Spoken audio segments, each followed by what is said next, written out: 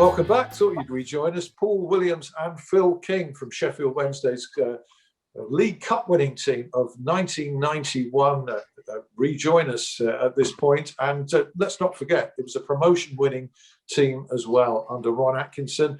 The author, but are you getting used to this, Alex Miller? The author, Alex Miller, also joins us. His debut book, I'm sure there'll be more, simply entitled 1991. But it's given him an awful lot to go at.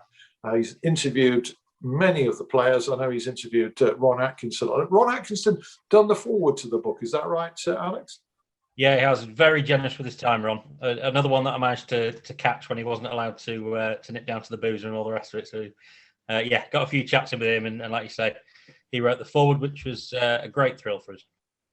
Indeed. Right. And we look forward to reading the book. I'll tell you what, I've got the official programme here. And I discovered, there we are, there was the Wembley programme back in the day. And I discovered I'd actually got two of them. So instead of keeping both, I'm going to offer one as a competition prize. After this show goes out on Sheffield Live TV, it will go onto my YouTube channel.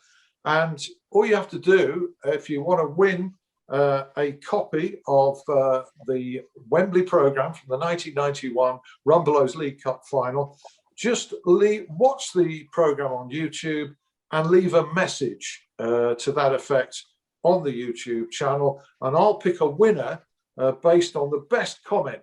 Doesn't have to be a complimentary comment. Don't get many of those. Could be a witty comment or a memory of the day or anything, and the best comment will be rewarded with my spare copy of an historic football programme. Let's get down to the day itself. By the way, we'll also discuss Sheffield Wednesday now, and I recognise that both Phil King and Paul Williams are very, very distant from it, so I might have to rope Alex into that. Phil, the day itself, do you have players say it went by in a flash and I don't remember anything of it? Other players say I made sure that I soaked it all in and I remember every second. Which category are you in? Well, I just remember Trevor Francis saying to the boys, don't get waving to the fans. Don't sort of go out there and give it the big, waving to your family, picking people out in the crowd. You're thinking, well, you're at Wembley, Trev. Surely you got to embrace the day. And I said, what was the reasoning behind it? He said, it's just the energy sappingness of it all. You'll be surprised how you're upbeat and you're sapping energy out of you just doing little things like that. And I thought he's just got to be totally wrong. But as it turned out, he was probably right. So after about 30 minutes, I think the legs were like lead balloons. It was I sort of paid sort of a moment to think back and thought, wow, he's experienced enough. Trevor Francis, a bit of a legend, a god, been at Wembley many a time, and he was right. One of the abiding memories for me, I thought, we've just got to Wembley. Biggest game in the career. I'm going to meet the Queen. I'm going to meet Princess Anne. I'm going to meet Prince Charles. I met the Rumbelows Rep of the Year. I was gutted. Absolutely gutted. Do you remember, Willow? There was a lady come along shaking her hands. I thought I'm going to meet, Prince Charles or the Queen or something. Just got to Wembley. It was the Rumbelows Rep of the Year. Well, a letdown. So did you manage to keep it there, though? Paul, how was the experience for you? I mean, even going before the game, Ron Atkinson pulled this masterstroke, which he told us about afterwards, of bringing a comedian pal, Stan Boardman, onto the team coach, and how that had relaxed the players. Do you recall that it did relax the players, or were you still uptight?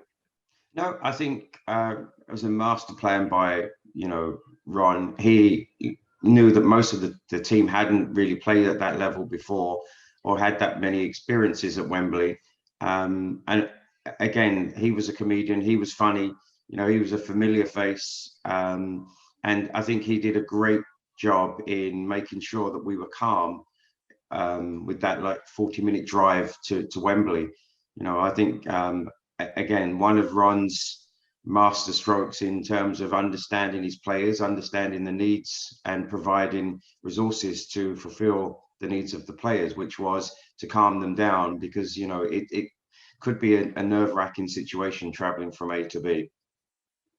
Phil, what was your recollection of that? A man with a great sense of humour as you are. Yeah, well, I mean, the weekend itself all started on the Friday, didn't it? You remember, Willow? Two coaches with the wives and the players in the front coach, the Royal Lancaster, went out to Ron's favourite restaurant on the Friday night, all sat there suited and booted, thinking, next minute, the doors open and the waiter comes out with a tray of pink champagne, and Ron says, enjoy yourself. You know, do what you want. I think I get to my room on Saturday morning, about 4 a.m., pretty sozzled, I have to tell you. And then we move on to the hotel the next day, you know, and you know, game face on, pasta, water, you know, sleep early to bed in bits and pieces. And you come down on Sunday morning, all you can hear is like a Scouse accent from nowhere. And I'm looking around and it's Stan Boardman sat at the table, you know, and from that moment on, he never shut up. And it was a bit of a bundle of laughs. But again, like Paul said, Ron's, he just had it. He had it. And at that time, he got a group of players together that, you had a couple of names in there. Obviously, Republic of International and bits and pieces, but there's no big time Charlies. You know, there's no big names. We all gelled. We all came from lower league clubs, if you like. And Hursley was this so-called talent that wasn't producing. So it was. He got a group of players together that mixed well on and off the pitch. And I think he was just a master tactician like that. And having Stan Boardman at that breakfast table and on the coach was, I mean, as you see on the footage, me and Willow were playing cards. I think he always won anyway. Well, he always had the best hand. But it was brilliant. It was just the whole day and the whole weekend experience, and it was just fantastic. It's interesting therapy, that having a drink to relax players, one that Brian Clough, I think, among others, has employed over the years. Paul Sturrock did, by the way, when he was Sheffield Wednesday manager in more recent times. And let's face it, Paul, there were some players in that dressing room who knew how to have it. They were world class at having a good time, weren't they? We had a few drinkers in the team, not being one of them myself, but we did have a few drinkers. And, what I would say with Ryan, he allowed us to express ourselves by providing, the drinks on that night. But literally the following day, we was separated from our partners, and that was it. It was work. As Kingy said or alluded to, sort of game face, it was after that occasion, it was strictly business. It was fun as well, but we weren't allowed to be with the wives. We had to be professional and concentrate on the job at hand, which was obviously to take the cup back to Sheffield. Well, the job at hand included winning promotion, and that obviously was a greater priority than this one day and the cup run that preceded it. And as I recall, you went to Wembley on the back of a pretty bad run, and I'd seen Ron quite angry a couple of times in the build-up to that because of some of the performances. How conscious, Phil, were the players of that at that time? Memory's not as good as it was, so I can't really remember the build-up in the 2 or 3 games prior. But you're always conscious, Al, of a cup final. You don't want to get injured the game before. You don't. I know promotion's on the line, but to play at Wembley, it's like every childhood dream, isn't it? So I'm guessing the subconscious level kicks in. You don't want to, maybe if there's a tackle or a challenge or a header that you want to go up for, not doing it on purpose, but you might think, oh, the game next weekend, So I'm sure there was an element that kicked in, but that was down then to Ron to say, and I think I remember him sort of saying that, none of you is going to play if this carries on. Just vaguely at the back of my mind, he's had a bit of a go at us. And saying, we've got a cup final, but you ain't going to play. You buck your ideas up, sort of thing. But I'm sure before every cup final, and you sometimes see after the event of winning, you tend to have a couple of deflated games after. So, yeah, your mind's probably 1 foot on the playing at Wembley, but obviously, there was promotion at hand as well. Which you went on and achieved, Paul. In fact, you lost at Newcastle just a few days before the final, and I think Ron was fair to bristling about that. But you went on and completed that. I particularly remember the 2 goals you scored against Middlesbrough in a vital home victory in front of a very big crowd, which to me was the moment that said, yeah, this team's going to win promotion. Don't know whether you as a key player that day felt that same way. Yeah, I think as Phil alluded to, to the run up to the cup final, we had a lack of form. I think it was really, we were under a lot of pressure. Ron had made it, from the day one, our main focus was to gain promotion. And I think as the games got closer towards the end, I think us getting to the cup final took a little bit out of us emotionally, physically, took a little bit out of us. The expectation then started to be greater from the fans. And I think we just had a lull in form. And again, we played Middlesbrough at home. And that was a big game for us. We needed to win. They were, I think, one of the better teams in the league. They were up there fighting, I think, if memory serves me well, for promotion as well.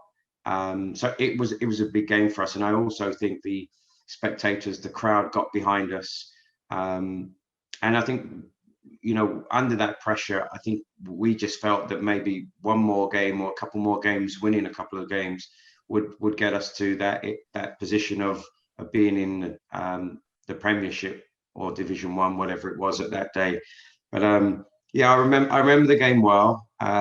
Was lucky enough to get on the score sheet twice. It was a big game for us that we came up trumps, and I think it was the help of the supporters as well, because they got behind us, and I think that they recognised that we had a bit of a slump and we needed to be jeered up by the spectators. Yeah, well, talking now topically about the value of supporters, we'll go and recollect the actual 90 minutes against Manchester United shortly.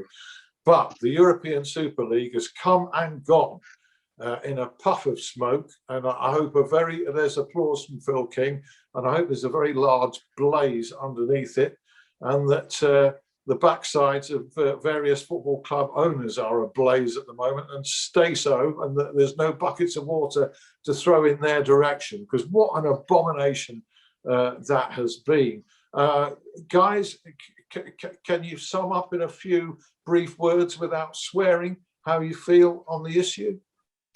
For me, I think what you touched on there, the fans, when I go back to Sheffield fairly regular, still got friends I go and see up there, and the period of when we were in Paul with our cup final, that era, people just still talk about it to this day. That absolutely, the memories are just so engrossed and etched into their minds. And they played a massive, can't underestimate the part that they played as supporters for us as players. It was the love from the stands to the pitch and the pitch back to the stands was just incredible. And I think we went on the journey together. I know we were their voice, if you like, and we were the players out on the pitch, but they made such a big part. And to see what's going on with this new Super League, I mean, they've just not thought about it, have they? I mean, it's just pure greed. It was never going to happen, never going to take off. I just wondered whether there was some method in their madness that they might sort of bully the, FIFA or the Premier League to try and get more money out of the competitions they're already in. Bigger slices of the pies, maybe, because I just can't see any mileage. There was no competitive edge to it. It was ridiculous. It was never going to take shape. But I just wonder whether they thought if we sort of say something now, we might get more money at the Premier League from TV rights and some of the lesser clubs, if you know what I mean. I just couldn't see any forwardness in it at all.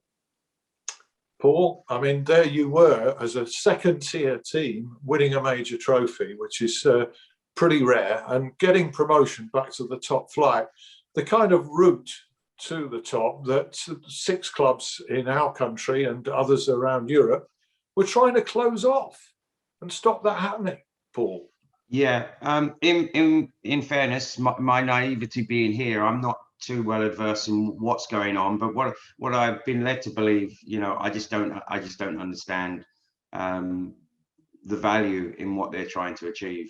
They're taking away opportunities, and I think the game has just gone really crazy. It becomes too commercialized.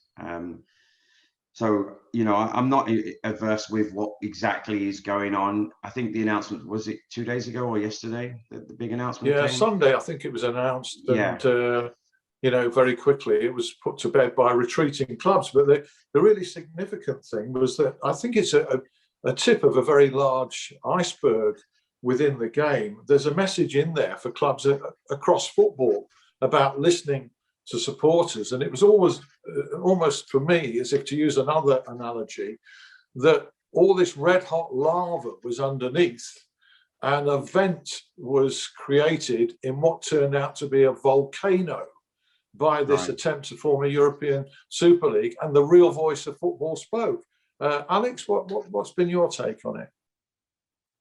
I hope so. I hope you're right. I think the advantage. I don't necessarily subscribe that this is a win down to the power of the people alone, because the fact is that major media companies, particularly Sky Sports, have obviously gone against the idea of a Super League, and that's very powerful in itself. Whether or not it could have been achieved without them to the same extent, I'm not convinced. I'm sort of quite cynical about the way that business and football at that level sort of runs. But I've put it in a piece in the Star today about Sheffield Wednesday are staring down the barrel of a relegation, and although it might hurt, and although a club of Sheffield Wednesday stature shouldn't be there, that's a glorious thing that someone, another club, will be able to come step into their shoes and will have a crack at the Championship. And without that jeopardy and all the rest of it, then as everyone's been saying, Gary Neville and Jamie Carragher in particular have spoken brilliantly about it, and really sort of beat the drum for everyone. Great minds, Alex, because I said exactly the same in my column in the Sheffield Telegraph. There's something noble about being relegated because it maintains the integrity of sporting competition. Sporting competition which saw you beat the mighty Manchester United. Now, you can be honest about this, guys, now. Did you seriously expect that you could win that game? Yeah. Yeah. We had such a good group of players. And we were coming in, obviously we had a bit of poor form, but we were riding high in our division. They were, I'm not sure where they were in their league position, but when you turned up, it felt like they were just there. They had to turn up and just play the game and they would win. Well, that wasn't the case on our thought process. We had good players. We had a goal scorer. We had sort of potential in every position on the pitch to really hurt them. That's what we did. So I generally felt that we had a good chance to win. Obviously, you're playing against Manchester United, Brian Robson captain. You're thinking, wow, this is a great team. But I didn't fear them in the slightest, and I really felt we had a chance to win. Did you obviously shared that? Because in fact there was an echo. I think you both said, yeah, we expected to win simultaneously there, Paul. Yeah, I would echo those sentiments. As I expressed before, I don't even think we even thought about losing. Again, it never crossed my mind from the moment we drew Manchester United and we knew we were playing them. It never really crossed my mind that we would lose. Again, and I'm being totally honest, I think Ron had built us up so much that we felt that we could beat any team. And being the underdog, we had very little to lose. So, and when we reflect back on the city, the supporters, I don't think we would have been allowed to come back into Sheffield had we lost. So I don't think it was an option for us, to be honest. I was in London at the time, so I would have gone back east had we lost. But I don't think it was an option. And as I said, I don't think it even really crossed our minds that we would lose. And I don't ever think going back that we was going to lose that game. From when it was drawn to when we arrived, it was just not a consideration for anybody. And I think that's a credit to the players. It's also a credit to the management staff and also a credit to the supporters, because we felt that we had not only 11 players on the field and maybe 7 players on the subs bench. We felt that we had like 40,000 people that we were playing with. So, credit to them. You were renowned as a team that played good football and had flair. And yet I recall it as being a particularly disciplined and very professional performance. I don't really remember thinking Manchester United are going to equalise here. You seem to hold out so well. Yeah, well, again, you've got to remember the opposition you're playing, it is Manchester United. So discipline would have been a key word used. You've got to do your jobs correctly, win the battles. And then if you can play in such a cauldron environment, like Paul said, with the supporters, it was just, goose pimple was just turning into Wembley Way and seeing the sea of blue and white. That's my abiding memory, actually, of the cup final, of turning into Wembley Way. And I looked out the front of the coach, and Wembley Way is 40, 50 metres wide, and I could not see a red shirt from the turning in to Wembley Stadium. It was incredible. So you've got to be disciplined, and we were.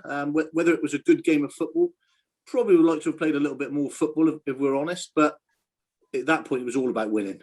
It was all about coming home with the cup, and it turned out to be true. You've said your memory isn't that good. Do you remember that night, Kingy? Yeah, yes, Atkinson's Barmy Army. Yes. Yeah. Well, it's funny enough. It was my daughter Jade. Obviously, now she's 34 now. She used to put it on in the car all the time. Paul Carrick sent me a demo of it, and I used to play it over. Daddy, put it on again. Put it on. It was relentless everywhere we went. So I just learned the words, and I just remember Paul saying to me, "Come on, King, get up on stage and sing it with us." And I didn't need a second invitation, and nor did the rest of the lads. We were up there. And as you went through the team, two Nigels hard as nails, little shirt you never tells, Willow and all that, Kingy, come on, Kingy, do your thingy. It just was a fantastic evening. And you had all the families on the dance floor doing Atkinson's, Barmy Army, it was an incredible, I think the game had been forgotten about. You were just partying at that point. I was there at the Royal Lancaster Hotel.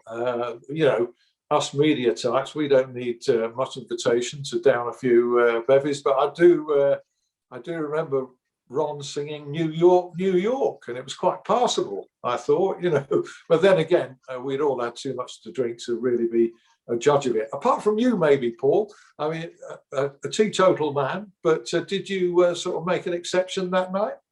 No, I didn't make an exception, but I'll agree with Kingy. I that's my lasting memory of that evening. Just feel, going on the stage and us getting on there and dancing and singing. That's my lasting memory, and that's such a great memory, and very fitting the fact that everyone was together, irrespective whether we was drunk or not. We were all together, and that really encapsulated what the team was about. It was almost a small family. So it was a fantastic night, and I have fantastic memories of that specific moment with Kingy at the helm. The sequel to that. Sorry, I didn't catch that. No, so I was going to say I think the words were, "We've got Willow, Hursty too." Something like that. I remember now. But, that was it. Yeah. I actually, Kingy, my daughter. I have a daughter as well, Jade, and she was born 9 months later, actually. And her name's Jade, and I played her that song a little while ago, and she didn't really understand. I said, listen to it, see if you get anything out of it, and she didn't understand. So I explained the meaning of the song and what it meant, and so she's a supporter now. I'll just say, if she was born 9 months later, although you didn't have a good night with alcohol, you obviously had a good night elsewhere. You know what I mean? Actually, she wasn't on the night of. Yeah, it actually wasn't 9 months later. It was April. We played April. She was born June. Okay. So, well, yeah. Now we're getting down to the best. I was married 9 months before then. Put it that way. Okay. Now we're getting down to the best questions of the show here, and I can sit back while you ask great questions like that, Phil. Well, of course, you had a job to do following that, but I wasn't surprised you only drew 0-0 with Leicester the following, was it Tuesday or Wednesday night, which was a bit flat. Not surprising after the way you'd enjoyed proceedings at the Royal Lancaster Hotel, I would say. Again, in football, how you see it time and time again. They kind of have a saying called "after the Lord Mayor show." When you see teams who are successful, they win the league and they've got games to play, or they win a cup competition. The following games tend to be a bit of a deflation. They either get beat or they draw. It's a nothing game. So I think it was on the cards after the victory on the Sunday. The entertainment, the coming back. I think it was on the cards that the next game was always going to be a bit flat. And I'm quite happy we got a 0-0 draw, to be honest. Yeah. Alex, what are your favourite stories from the many that you've put together for this book?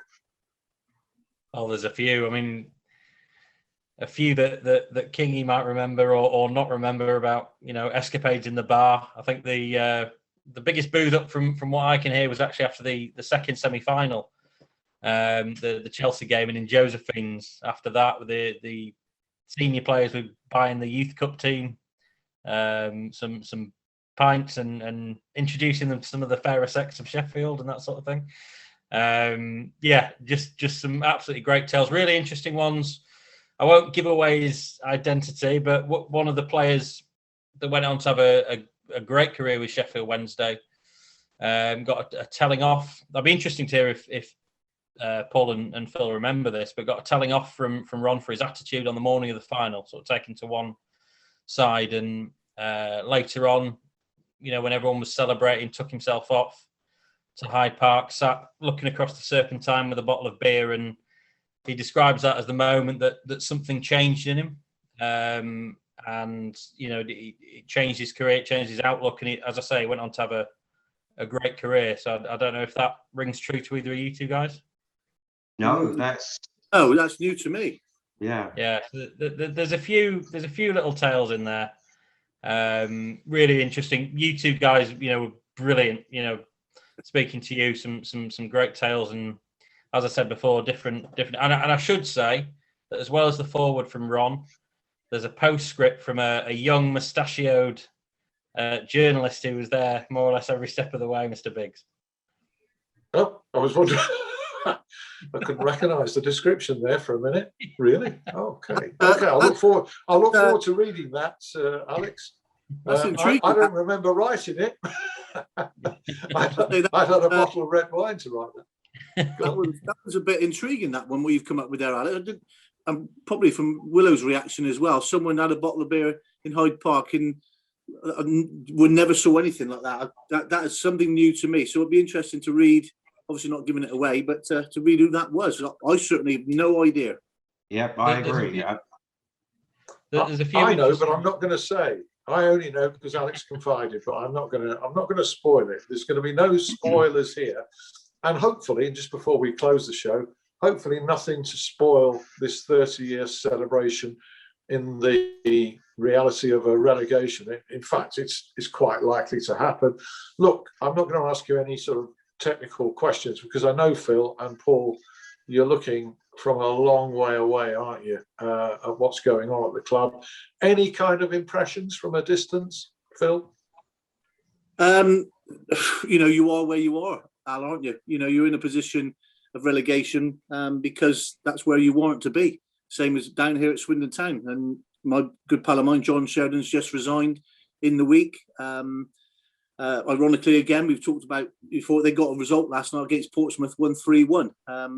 But we're 4 points off of getting out of the bottom 4, 3 games to play. So it's Wednesday in a position. So I always believe in football, you are where you are because you're not good enough. And without seeing and knowing the backgrounds and obviously the upstairs situations at Sheffield Wednesday, they started the season -6 points, which is always an uphill to climb. But they're obviously not good enough. And if they're in that position in the league, that's where they should be because they haven't won enough games.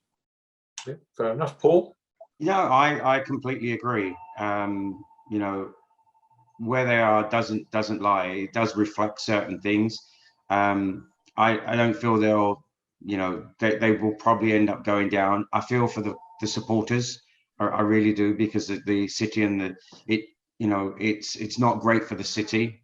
Just drawing back from my memories. But unfortunately, they don't seem to have what it takes to maintain their status, and maybe it might be a rebuilding process for them. Indeed, and let's hope that can take place as successfully as the rebuilding process that Ron Atkinson achieved, albeit after a relegation, coming back from a relegation. Phil?